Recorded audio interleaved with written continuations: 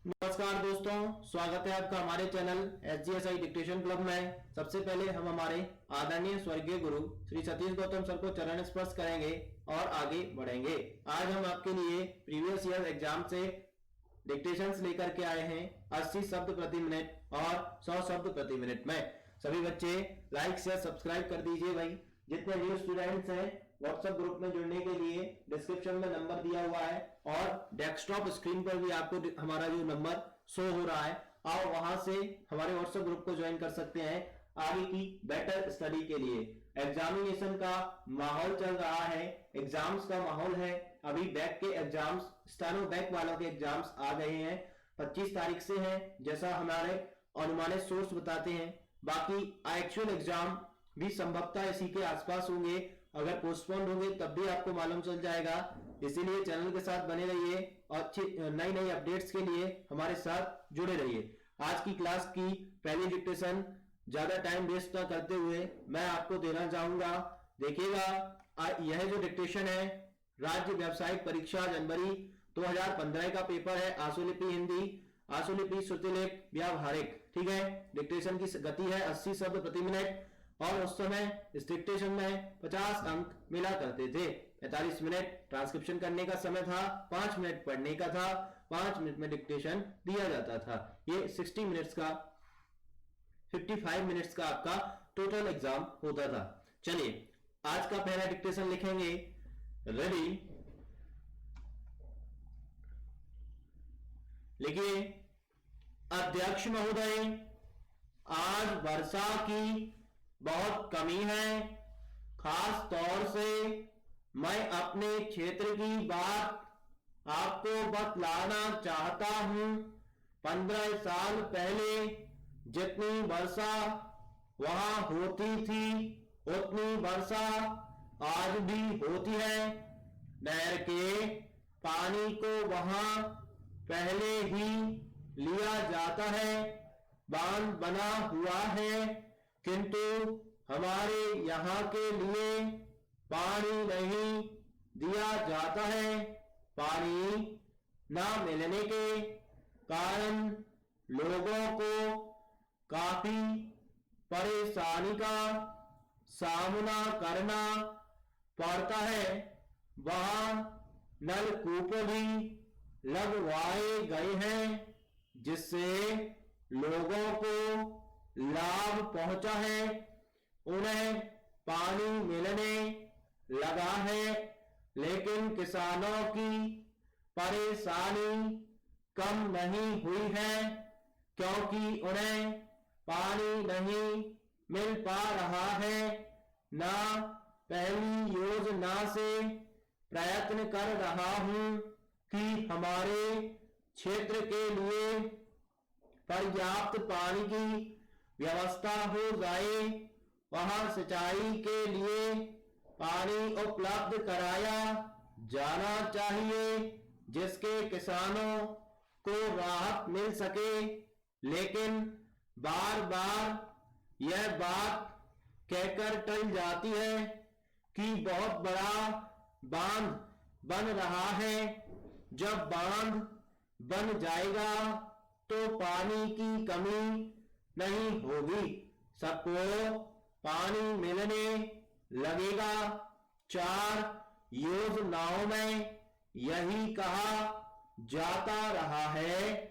पता नहीं कब बांध बन पाएगा और कब हमारे क्षेत्र को पानी मिल सकेगा। हम सभी इस बात को अच्छी तरह से जानते हैं कि पानी की व्यवस्था होना कितना जरूरी काम है। किसानों के लिए पानी की व्यवस्था तो नहीं हुई, पर सरकार ने नलकूप पर कर लगाकर अच्छा नहीं किया है। जो कर लगा दिया है उससे तो इस काम में बाधा पैदा होगी, यह बड़े ही दुख की बात है। मैं चाहता हूं कि मंत्री महोदय वित्त मंत्री जी से इसके बारे में सदन में चर्चा करें, किसानों को राहत मिल सके। Paragraph change. अध्यक्ष महोदय, इस वक्त वर्षा के मौसम में बारिश नहीं हुई है, जिसके कारण इस साल पैदावार बहुत अच्छी नहीं हुई है। कुछ लोग कहते हैं पैदावार पिछले साल के बराबर हो जाएगी। यदि वर्षा हो जाती तो निश्चय ही हमारे देश की हालत अच्छी हो सकती थी। जब अनाज की कोई कमी नहीं होती तो अनाज को एक जगह से दूसरी जगह ले जाने में रोक नहीं लगाई जानी चाहिए। हमारे राज्य में सूखा पड़ा हुआ है, वहां पर अनाज भेजने की व्यवस्था की गई है, जिससे लोगों को अनाज मिल रहा है। इसी कारण कोई आदमी भूखा नहीं मर रहा है। यह हमारे देश के लिए बड़े संतोष की बात है। स्टॉप। अगर आपसे यह डिक्टेशन ट्रांसलेट बन गया है अच्छे से, तो इसका ट्रांसलेशन हमारे व्हाट्सएप ग्रुप में शेयर करें, जिससे कि आपकी आउटलाइंस को भी चेक किया जा सके और आपके शब्दों को भी चेक किया जा सके। सेकंड डिक्टेशन 100 शब्द प्रति मिनट में इसकी के साथ रहेगा। देखिएगा, आपको अगर इस तरीके का पूरा पीडीएफ प्राप्त करना है तो हमारे व्हाट्सएप ग्रुप में जुड़ जाइए भाई। और भी काफी बहुत अच्छी स्टडी से रिलेटेड, स्टेनो से रिलेटेड काफी सारी जानकारियां और बहुत सारा अच्छा स्टडी मटेरियल आपको हमारे ग्रुप में मिलेगा। और जितने भी कंफ्यूजन है आप लेक्चर पर कमेंट कर सकते हैं या हमसे कुछ भी डायरेक्ट पूछ सकते हैं। ये देखिएगा 100 शब्द प्रति मिनट का डिक्टेशन आपके सामने। चलिए भाई, ज्यादा समय वेस्ट ना करते हुए सेकंड डिक्टेशन स्टार्ट करेंगे 100 शब्द प्रति मिनट में। ये भी आपका पुराना पेपर है, इसको भी अच्छे से रीड करें और लिखने का प्रयास करें। रेडी? लिखिए। अध्यक्ष महोदय, मैं सदन का बहुत ही आभारी हूं कि मुझे आज महत्वपूर्ण समस्या पर अपने विचार व्यक्त करने को कहा गया है। यह तो हम सबको बहुत अच्छी तरह से मालूम है कि देश में आजकल जो संकट की स्थिति उत्पन्न हो गई है, उसके बहुत सारे कारणों में से सबसे बड़ा कारण विद्यार्थियों में अनुशासनहीनता का होना है। क्या कारण है कि आज हर व्यक्ति जब किसी समस्या की ओर समाज का ध्यान आकर्षित करता है तो सर्वप्रथम विद्यार्थी वर्ग का ही उल्लेख किया जाता है। जहां तक मैं समझ सका हूं, इसका दोष हम पूर्णतया विद्यार्थियों पर नहीं दे सकते। विद्यार्थी तो उस कच्ची मिट्टी के समान है जिसे कुम्हार चाहे जैसा और जिस शक्ल में चाहे ढाल सकता है। हाँ, यह आवश्यक है कि कभी कभी कुम्हार की कुशलता पर उसके वातावरण का असर हो जाता है, जिससे कि उसके द्वारा बनाई गई चीज उतनी खूबसूरत नहीं बन पाती। ठीक इसी प्रकार समाज के अंदर कभी कभी ऐसा वातावरण पैदा हो जाता है जिससे लाख कोशिश होने पर भी वह चीज नहीं बन पाती जिसकी प्रतीक्षा एक अरसे से होती है। Paragraph change. विद्यार्थी वर्ग ठीक इसी प्रकार के वातावरण का कभी कभी शिकार हो जाता है। देश के नेता उसके सामने एक बहुत बड़ा आदर्श उपस्थित करते हैं। शिक्षक वर्ग भी उतना ही महत्वपूर्ण उदाहरण उसके सामने रखता है। माता पिता एवं अन्य संबंधियों का भी असर कुछ कम नहीं होता। जैसे कि मिट्टी को एक खास तापमान की आवश्यकता होती है और यदि उस तापमान में या वातावरण के किसी और हिस्से में कहीं भी कुछ थोड़ी सी भी कमी हो जाए तो कुम्हार की कुशलता में फर्क आ जाता है। ठीक वैसे ही विद्यार्थी वर्ग के सामने उपस्थित किसी भी उदाहरण में कोई भी कमी आ जाए तो उसकी सोचने की शक्ति पर ठीक वैसा ही असर हो जाता है। हमारे नेता विद्यार्थियों के सामने यह भाषण और शिक्षा देते नहीं थकते कि जीवन बहुत सादा व्यतीत करना चाहिए, वस्त्रों पर कम से कम ध्यान रखना चाहिए। लेकिन जब इन्हीं नेताओं के अपने जीवन की कुछ ऐसी ही अप्रिय घटनाएं सामने आती हैं जिनके द्वारा उनके इस कथन का समर्थन नहीं हो पाता, तो फिर आप ही बताएं कि विद्यार्थी किस चीज का अनुसरण करें। मैंने अभी कल ही दैनिक पत्र में पढ़ा कि अमुक अमुक मंत्री के घर में केवल बिजली का बिल उनके आधे वेतन से अधिक है।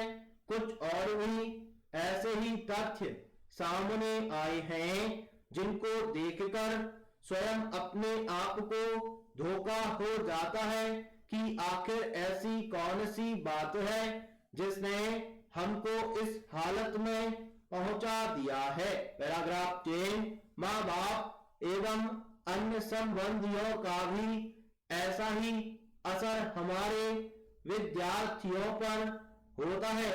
उनके आचरण, उनके व्यवहार और अन्य बातों का उन पर काफी असर पड़ता है।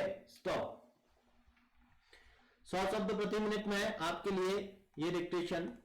सभी बच्चे इस डिक्टेशन को बहुत अच्छे से रीड करें और ट्रांसलेट अगर कर सकते हैं तो ग्रुप में शेयर अवश्य करें। एक और डिक्टेशन मैं आज आपको दूंगा 100 शब्द प्रति मिनट का। जितने भी बच्चे हमें वॉच कर रहे हैं लाइक शेयर सब्सक्राइब अवश्य करें भाई, जिससे कि आपको क्लास के बारे में और स्टेनो से संबंधित बहुत सारी जानकारियां मिल सकें। स्टेनो एग्जाम डेट बहुत जल्द क्लियर हो जाएगी। अभी आप लोग स्टडी पर फोकस्ड रहें। इतने दिनों की मेहनत है, एग्जाम होंगे ही थोड़ा आगे या पीछे। एक्चुअल डेट अभी भी दूर है, 4 दिन 5 दिन जितना भी, तो उसके लिए आप वेट करें, प्रैक्टिस करते रहें। नेक्स्ट डिक्टेशन लिखेंगे 100 शब्द प्रति मिनट में। 2018 में आया हुआ पेपर है। इस पेपर को भी अच्छे से रीड करें और इसी तरीके के बहुत सारे पीडीएफ्स प्राप्त करने के लिए हमारे ग्रुप में जुड़ जाइए। लिखिए, सभापति महोदय, हमारा यह देश विश्व का सबसे बड़ा लोकतांत्रिक देश है। इसके लोकतांत्रिक स्वरूप को बनाए रखने के लिए हमें निरंतर प्रयास करने होंगे। इस देश के प्रत्येक नागरिक का यह कर्तव्य है कि वह सिर्फ अपने स्वार्थ के ही बारे में न सोचकर देश के हित में कार्य करे, क्योंकि देश हित से बढ़कर और कोई कार्य नहीं होता और यही प्रमुख है, यही लोकतंत्र का आधार भी है। इससे हमारा देश निरंतर प्रगति की ओर बढ़ेगा, साथ ही हमारे लोकतंत्र की जड़ें मजबूत होंगी। जब तक देश के समस्त नागरिक अपने कर्तव्य के प्रति पूर्ण सजग नहीं होंगे, तब तक देश प्रगति नहीं कर सकेगा। इसलिए सभी दलों को एक साथ मिलजुल कर कार्य करना होगा। इस संबंध में मेरा एक सुझाव यह भी है कि हमारे संसद सदस्यों को यह जिम्मेदारी स्वयं अपने ऊपर लेनी चाहिए। हमारे दोनों सदनों के सदस्यों को चाहिए कि वे गांव-गांव में जाकर सरकार द्वारा किसानों और गरीबों के लिए चलाई जा रही योजनाओं के विषय में पूर्ण जानकारी दे। इससे हमारा देश प्रगति करते हुए अपना पूर्ण विकास कर सकेगा। पैराग्राफ 3। सभापति महोदय, मैं आपके माध्यम से यह अनुरोध करना चाहता हूं कि इस सदन में अनेक बार यह कहा गया है कि इस देश के सामने जो समस्याएं हैं उनको समाप्त करने के लिए सरकार द्वारा कोई गंभीर प्रयास नहीं किए गए हैं। सरकार द्वारा गंभीर प्रयास करने या न करने का प्रमाण किस प्रकार से दिया जा सकता है, यह बात मेरी समझ में नहीं आती। कुछ वर्ष पूर्व देश के कई हिस्सों में यह चर्चा का विषय बन गया था कि देश के सभी लोगों को आपस में सहयोग करना चाहिए, सभी दलों को आपस में मिलजुल कर कार्य करना चाहिए। किंतु क्या वास्तव में ऐसा हो पाता है, इस पर विचार किया जा सकता है। महोदय, आज हमारे देश के विभिन्न राज्यों में पढ़े लिखे लोगों का प्रतिशत बढ़ता ही जा रहा है। यहाँ तक कि केरल में 100% साक्षरता है। अतः किसी भी दल के नेता को या इस सदन के सदस्य को आलोचना करने से पहले विभिन्न क्षेत्रों में जो प्रगति हुई है उसके बारे में सही जानकारी प्राप्त करके फिर अपनी बात रखनी चाहिए। आज सूचना प्रणाली में जो क्रांति हुई है उससे भारत का नाम संसार के देशों में ऊंचा हुआ है। दुनिया के विकसित देशों में हमारे अनुभवी और कुशल व्यक्ति कार्य कर रहे हैं और वहां के विकास में महत्वपूर्ण भूमिका निभा रहे हैं। आज देश में पढ़े लिखे लोगों की संख्या पहले की अपेक्षा 3 गुना अधिक हो गई है। यह सब सरकार द्वारा किए गए प्रयासों का ही नतीजा है। शिक्षित युवकों के लिए रोजगार के अवसर भी पैदा करने की दिशा में सरकार प्रयत्नशील है। युवकों को केवल शिक्षा देने से कोई भी सरकार अपने कर्तव्य से मुक्त नहीं हो सकती। उन्हें रोजगार के भी समुचित अवसर उपलब्ध कराने की आवश्यकता है। स्टॉप। चलिए, ये 3 डिक्टेशन बेहद इंपॉर्टेंट डिक्टेशन है और बहुत अच्छा कलेक्शन है, प्रीवियस ईयर्स एग्जाम से रिलेटेड है। इसी तरीके का पीडीएफ या बहुत सारी एग्जाम से रिलेटेड सामग्री या फिर जो भी स्टडी से रिलेटेड आपके लिए नोट्स हैं, डाउट्स हैं, उन सबको क्लियर करने के लिए, प्राप्त करने के लिए हमारा व्हाट्सएप ग्रुप ज्वाइन करें।